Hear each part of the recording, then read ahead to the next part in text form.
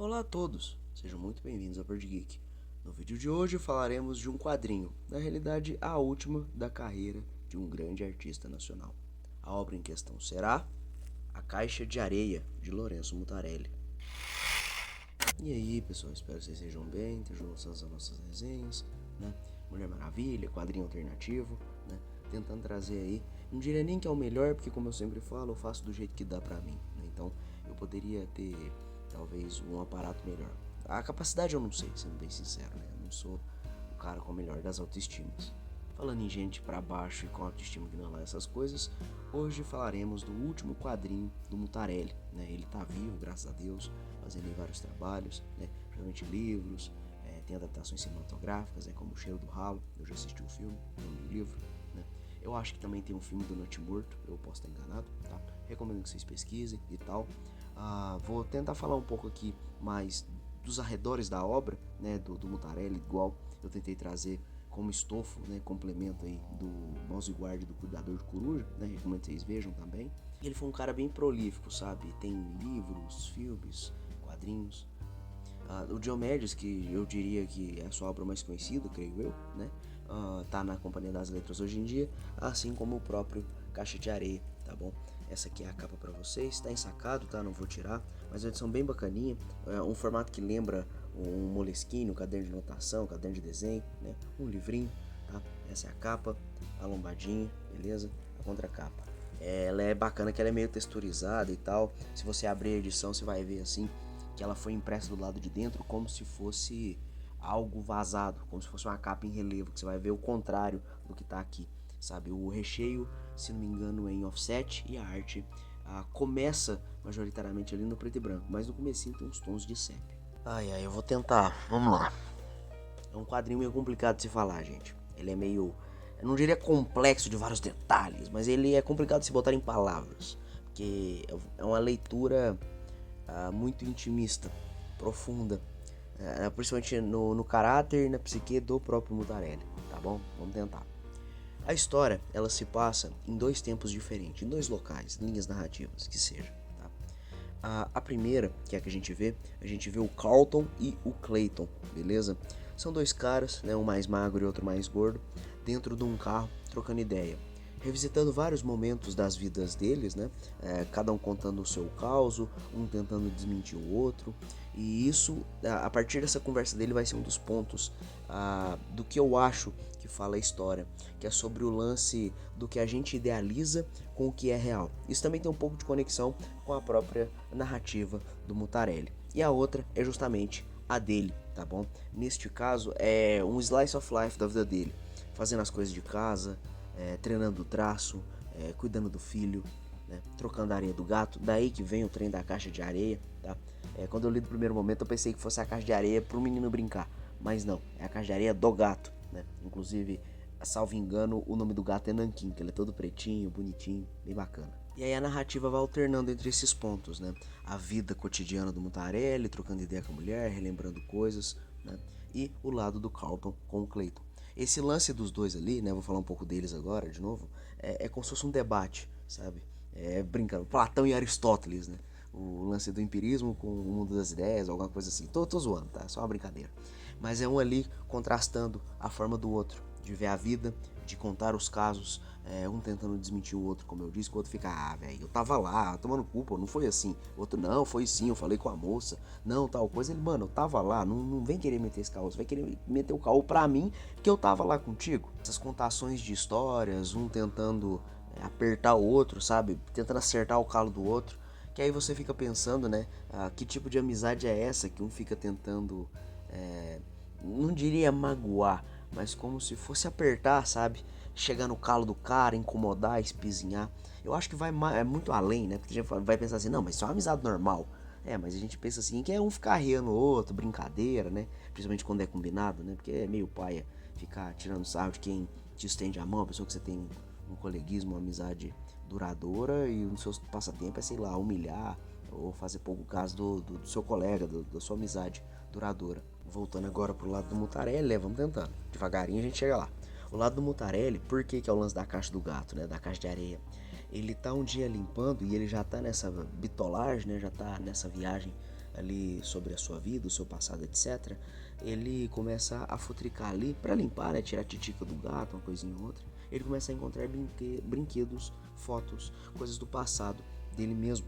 E ele começa a pensar, tipo, mano, o que tem a ver de eu estar limpando aqui e tá encontrando coisas? E é engraçado porque ele vai, né, no caso ele faz ali, ele tenta fazer, né? Não é que é mal executado, mas é até a gente juntar as peças junto com ele. É uma leitura muito, digamos, não diria interativa de você mexer, recortar uma página e tal, mas ela é muito participativa. Você tem que estar prestando atenção e juntando as peças ali com o próprio Mutarelli, né? No caso, o meta, o ficcional Mutarelli. Tem um pouquinho, claro, de biografia, né, de autobiografia, mas é como se fosse um caos exagerado, uma versão muito ficcional, muito extrapolada de algo da rotina dele.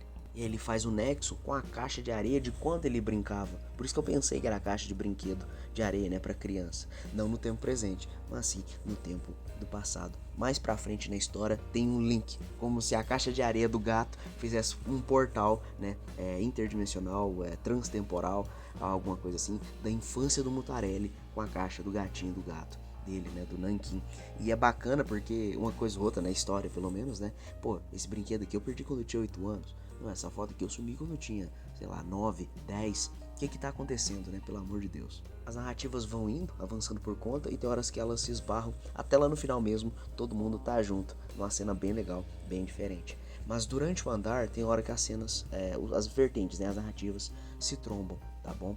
E no caso ali, eu acho que é o mais gritante, que o momento que conversa pelas duas vertentes, né? Que fala pelos dois lados, vamos brincar assim, tá? Seria o lance do Capitão Idealidade. Inclusive, pessoal, vou estar falando para vocês. No fim do vídeo, os inserts que eu ponho serão da resenha original do Instagram, tá? Não existem edições digitais, tá bom? Seja na versão antiga, na versão de agora da companhia, eu vou estar explicando um pouco depois, tá? Então, assim, vão ser as fotos originais que eu tirei, peço desculpas, tá? Então, na arte ali que vai mostrando, mostra o Capitão Idealidade, que seria o lance, resumindo assim de uma forma mais simples, mais pueril, seria o lance do meme do expectativa versus realidade. Neste caso do idealidade, é a gente relembrar, né? Diferente daquele ditado que o povo brinca, né? Uma história tem 3 versões, a minha, a tua e a verdadeira. Não nesse caso, sim o lance da fantasia do nosso cérebro, tentar buscar respostas ou completar lacunas quando relembramos. Com o passar do tempo, parece que é natural, né? Você pode pesquisar e tal, posso estar falando borracha, peço desculpas. É natural do ser humano esquecer partes, seja abstrair coisas traumáticas ou coisas que naturalmente vão se perdendo, detalhes que não são importantes para você marcar ali, né? Que nem eu mesmo passo por muitas coisas, gosto de decorar para brincar e contar com as pessoas, né? Que nem eu brinco também, a gente fala zoando. Eu, como um bom mineiro, também tento ser um contador de causos, não com a skill, com a habilidade daquele povo antigo que também toca viola e tal, mas pelo menos na conversa rotineira do dia a dia de trabalho, com os parentes, uma coisa ou outra que seja pertinente, até no momento de trocar uma ideia com os amigos, dar um toque para uma pessoa querida, é bacana contar. Nesse caso, não se usa de base num sentido ignorante, como tipo, se projetar, né, que nem o povo fala hoje em dia, mas é legal você ter uma noção, tentar fazer uma análise póstuma das suas vivências, para quem sabe com seus erros ou as lições que você tira, você pode ajudar o próximo. Nesse caso, nenhuma das vertentes tentam se ajudar, tá? Eu tô só falando de outros lados, mas para vocês tentarem entender. Peço desculpas. Novamente, é uma resenha meio complicadinha, meio truncada de se fazer. No lado do Mutarelli, ele volta lá, começa a pegar as coisas e refletindo mais e mais. Porque ele fica inculcado com a caixa e ele tá tentando encontrar inspirações, novas ideias. E isso tem um tanto de metalinguagem nesse sentido, ou nesse caso de autobiografia, porque eu pelo menos entendi assim, que é como se fosse o quadrinho, né, uma versão ficcional exagerada da própria produção do Caixa de Areia, que aí agora eu vou entrar em outros pormenores, tá bom?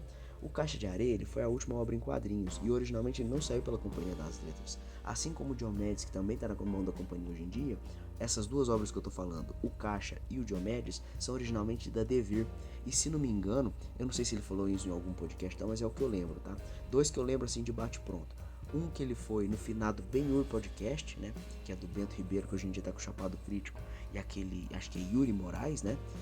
Eles separaram, brigaram um trem assim. Tem um episódio muito bacana dele trocando ideia. Ele é um cara muito de boinha, muito tranquilão, né? E outro mais antigamente, ou mais avançado no tempo, né? Em relação a isso, que foi no Inteligência Limitada, do Vilela, né? Do Rogério Vilela, ex-Mundo Canibal, etc. Se eu lembrar, eu vou estar botando nos cards aqui pra vocês escutarem e tal. Conta os causos dele, né?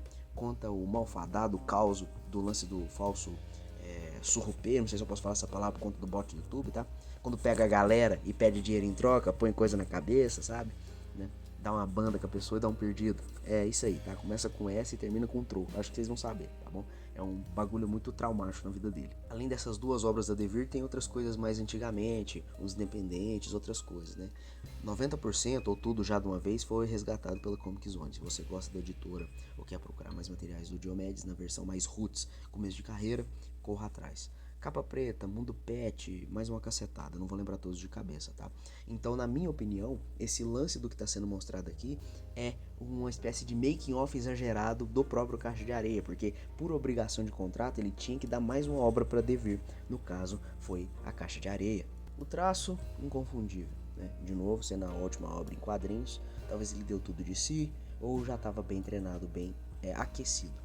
Se não me engano, ele fala que ele gosta de quadrinhos até hoje, ele mexe, só que o processo, na maneira dele de fazer, o jeito dele estruturar, a produção própria, a mão autoral dele ser muito forte, é uma parada que cansa muito. Se não me engano, ele fala isso nos podcasts, tá? Posso estar viajando, mas eu acho que ele fala, tá? O traço aqui, inconfundível. É um misto de realismo, beirando o sombrio em muitos momentos, então as cenas assim com o preto no fundo muito carregado, achurado pra caramba, né? Seria esse braço talvez mais realista ou documental, falando da vida normal, né?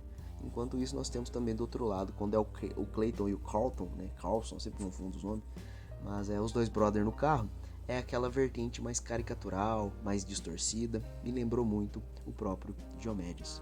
E é competente, né? Não tô falando assim como demérito nem nada. Eu mesmo acho muito bacana o Diomedes. Vai estar nos cards, tá? Resenhei lá no PSQ mais antigamente. É uma obra muito bacana. Leia da forma como vocês puderem. Diomedes já existe no digital, tá? Dei seus pulos aí, tá bom?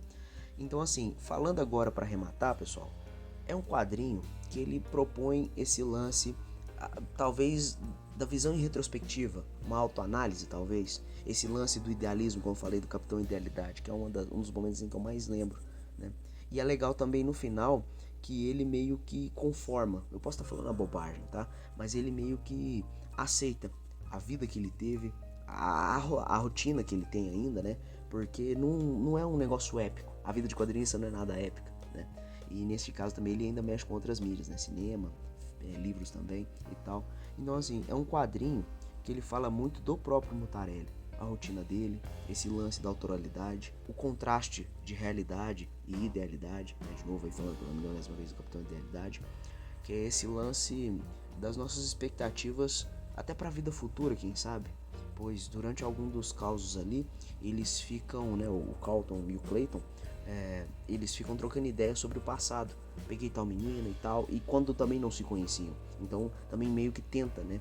Principalmente o que tá mais ao volante, eu não lembro quem é quem no caso, é o mais gordinho, ele fica tentando pagar de machão, não de machão de truculento, de porradeiro, mas de pegador, de garanhão. E assim, isso também conversa um pouco com aquele lance de como somos de verdade, como queremos que os outros nos vejam.